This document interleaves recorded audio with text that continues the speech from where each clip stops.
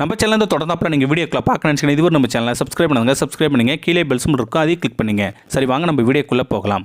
வணக்கம் நண்பர்களே. விதியை மதியால் நிஜமாகவே வெல்ல முடியுமா, அல்லது அந்த நிகழ்வு விதியின் விளையாட்டா?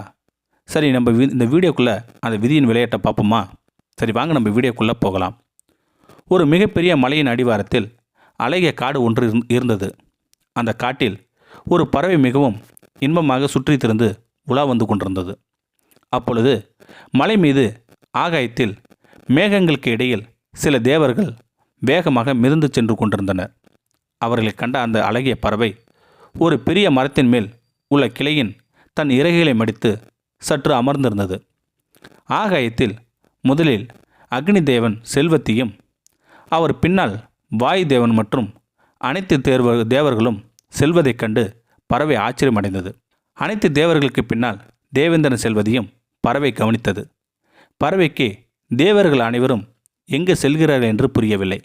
சரி, நம் வேலையை பார்ப்போம் என்று எண்ணி பறவை அருகில் இருந்த மாமரங்களில் இருந்து விழுந்திருந்த பழங்களை கொத்தி கொண்டு இருந்தது. வயிறார சில மாங்கனிகளை உண்ட பின்னர் சற்று இளைப்பார எண்ணி ஒரு மரக்கிளையில் சாய்ந்தது. அப்பொழுது அனைத்து தேவர்களும் ஆகாயத்தில் ஏதோ பேசிக்கொண்டு தேவலோகத்திற்கு திரும்பி செல்வதை உறங்கும் கண்களோடு பறவை கவனித்தது. பறவை ஒரு நிமிடம் அதிர்ந்து போனது. அதன் அதிர்ச்சிக்கு என்ன காரணம் தெரியுமா? அனைத்து தேவர்களையும் கண்ட பறவை இறுதியில் யமதர்மராஜன் கதையையும் பாச கயிற்றையும் சுமந்து கொண்டு நடந்து வரும் காட்சியை கண்டதனால்தான். பறவை சற்று அச்சமடைந்தது. ஒருவர் இறக்கும் தருவாயில் அல்லவா யமதர்மனை காண இயலும். அப்படியெனில் தாம் மரணமடையப் போகிறோமோ என்றெல்லாம் பறவை சிந்தித்தது. ஆனால் யமதர்மன் தன்னை காணவில்லை என்று பறவை நிதானமடைந்தது. என்ன ஆச்சரியம்! அடுத்த நொடியே யமதர்மன் தன் தலையை திருப்பி தொலை தூரத்தில் உள்ள கானகத்தில் உள்ள மரக்கிளையில் சாய்ந்து கொண்டிருந்த பறவையை பார்வையிட்டான். அந்த பார்வையை பறவையை நிலைக்குலைய செய்தது. யமதர்மர் சில வினாடிகளில் பறவையை நோக்கிவிட்டு தேவர்கள் பின்னர் தொடர்ந்து சென்று கொண்டிருந்தார். இந்த அச்சமூட்டும் சம்பவம் பறவைக்கு குழப்பத்தை ஏற்படுத்தியது. ஒருவேளை யமதர்மன் என்னை தேடி இந்த கானகத்திற்கு வந்துவிட்டால் என்ன செய்வேன்? எங்கு போவேன்? இந்த அச்சத்திலிருந்து எப்படி நான் விடுதலை அடைவேன்? சிறிது நேரம் சிந்தித்ததில் பறவைக்கு ஒரு எண்ணம் தோன்றியது.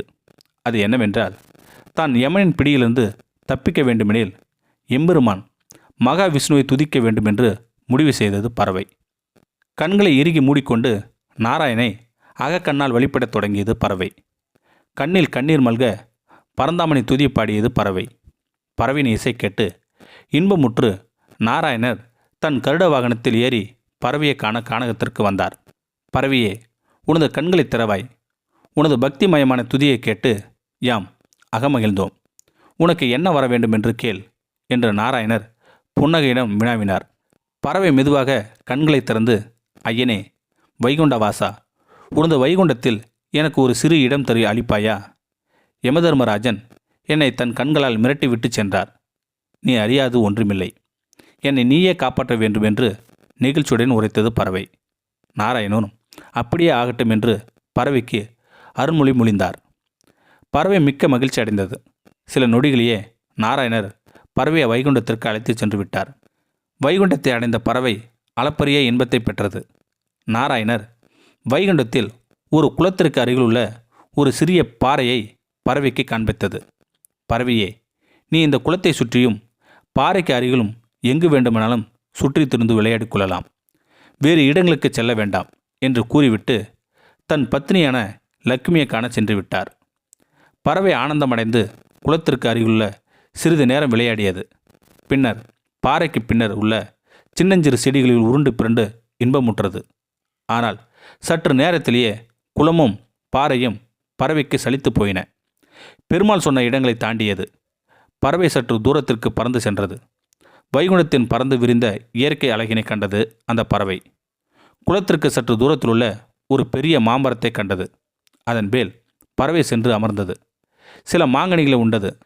சற்று நேரத்திலேயே எங்கிருந்தோ வந்த ஒரு வேடனது அம்பானது அந்த பறவையின் இதயத்தை துளைத்தது.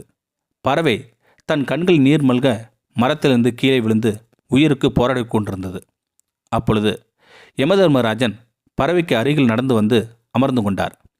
பறவை உயிருக்கு போராடி கொண்டிருந்த தருணத்தில் யமதர்மரிடம், பிரபு, தாங்கள் என்னை கண்டுவிட்டீர்கள் என்று அச்சமடைந்து எனது வசிப்பிடத்தை நீங்கி வைகுண்டம் அடைந்தேன். ஆனால் தாமோ இங்கு வந்து எனது உயிரை பறித்து விட்டீர். விதியை மதியால் வெல்ல நினைத்தது இறுதியில் தோல்வியை சந்தித்தேன். என்னாலும் விதியை வெல்ல ஒருவராலும் முடியாது என்று நான் நன்கு உணர்ந்து கொண்டேன் என்று உரைத்தது பறவை. யமதர்மராஜன் பறவையின் கூற்றை கேட்டு மெல்ல சிரித்தார். அன்பிற்குரிய பறவையே, நான் ஏன் உன்னை மரத்திலிருந்து கவனித்தேன் என்று நீ அறிவாயா? நீ உயிர்விடும் தருவாயில் வைகுண்டத்தில் இருக்க வேண்டும் என்பதே உனது விதி. ஆனால் நீ இருந்ததோ இந்த வைகுண்டத்திலிருந்து தொலைதூரத்திலுள்ள உனது வசிப்பிடத்தில். நீ ஒரு வேளை உனது வசிப்பிடத்தை நீங்கி இங்கே வந்து இருக்காவிடையில் நான் உனது உயிரை பறித்திருக்க இயலாது. என் பணியை நீயே எளிதாக்கிவிட்டாய். மதியை செயல்பட செய்வதும் செயலிழக்க செய்வதும் விதியே ஆகும். ஆனால் ஒன்றே அறிந்துகொள், விதி என்றும் சதி செய்யாது. விதி நமக்கு இறுதியில் மிகப்பெரிய நன்மையை தரும். இன்று நீ மட்டும் வைகுண்டம் வரவில்லை எனில் இன்னும் பல ஆயிரம் பிறவிகளை எடுத்திருப்பாய். நீ வைகுண்டத்தில் உயிர் திறப்பதால் மறுபிறவியின்றி இறைவனடி இணைந்தாய். எல்லாம் நன்மைக்கே. விதி என்ன நிகழ்வை நிகழ்த்தினாலும் அதன் சூட்சுமத்தை புரிந்து கொள்பவரே மதியில் சிறந்தவராவார் என்று யமதர்மர் எடுத்துரைத்தார். இந்த அற்புத உண்மையை கேட்ட பறவை ஆனந்த கண்ணீருடன் தன் இறுதி பிறவியிலிருந்து விடுதலை பெற்றது. இது வெறு கதை என விட்டுவிடாமல் நிஜமான வாழ்க்கையை உணர்ந்தும் தெளிந்தும் வாழ்வோம். இந்த வீடியோ பற்றி கருத்தை கீழே இருக்கிற கமெண்ட் செக்ஷன் சொல்லுங்கள். அப்படின்னு நம்மளோட சேனலை சப்ஸ்கிரைப் பண்ணுங்கள். கீழே பெல்ஸ் மட்டும் இருக்குது, அதையும் கிளிக் பண்ணுங்கள். தேங்க்யூ ஃபார் வாட்சிங்.